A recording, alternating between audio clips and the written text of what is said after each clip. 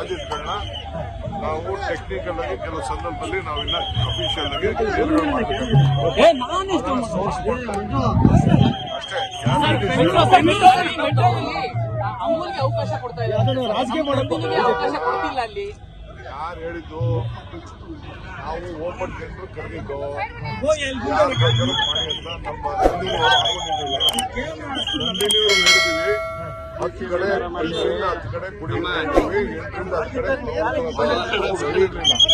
ಯಾಕೆಂದ್ರೆ ಅಲ್ಲಿಂದ management issues ಇದೆ. ಅಮೂಲ್ ಅವ್ರಿಗೆ 2 ಕಡೆ ಕೊಟ್ಟಿದ್ದೀವಿ. ಎರಡೇ ಅಪ್ಪ, ನಾನು ಸ್ಟಾಪ್ ಅವ್ರು ಕೇಳಿದ್ದು 10 ಕಡೆ ಕೇಳಿದ್ದು, 2 ಕಡೆ ಕೊಡ್ತಾ ಇದ್ದೀನಿ. 8 ಕಡೆ ಈಗ ಸದ್ಯಕ್ಕೆ ನಂದಿನಿಯವರು ಮಾಡ್ತಾರೆ. ಅವ್ರಿಗೆ ನೀವು ಮಾಡಿ ಅಂತ ಹೇಳಿದ್ವಿ. ಇನ್ನ 10 ಕಡೆ ನಂದಿನಿ ಮಾಡ್ತೀನಿ ಅಂತಂದ್ರೆ ಮಾಡೋದು ಬೇಕಲ್ಲ ಫಸ್ಟ್. ನೋ ಪ್ರಾಬ್ಲಮ್, ಅದು ನಮ್ದೇ ಸಂಸ್ಥೆ. ಅದು ಅದಕ್ಕೆ ಟೀಕೆ ಮಾಡ್ತಾ ಇದ್ರೆ ಒಳ್ಳೇದೇ. ಅದೆಲ್ಲ ಪ್ರಚಾರಕ್ಕೆ ಕೊಡ್ತಾ ಇಲ್ಲ ಬಿಡಪ್ಪ. Cabinet is there.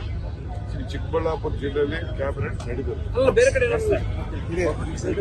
ಲೇಟೆಸ್ಟ್ ಹಾಗೂ ಇಂಟ್ರೆಸ್ಟಿಂಗ್ ಸುದ್ದಿಗಳಿಗಾಗಿ ಬಾಸ್ ಟಿವಿ ಕನ್ನಡ ಚಾನೆಲ್ನ ಸಬ್ಸ್ಕ್ರೈಬ್ ಮಾಡಿ. ಹಾಗೆಯೇ ಬೆಲ್ ಐಕಾನ್ ಪ್ರೆಸ್ ಮಾಡಿ. ಇದರ ಜೊತೆಗೆ ಫೇಸ್ಬುಕ್, ಇನ್ಸ್ಟಾಗ್ರಾಮ್, ಎಕ್ಸ್ ನಲ್ಲೂ ಮಿಸ್ ಮಾಡದೆ ಫಾಲೋ ಮಾಡಿ.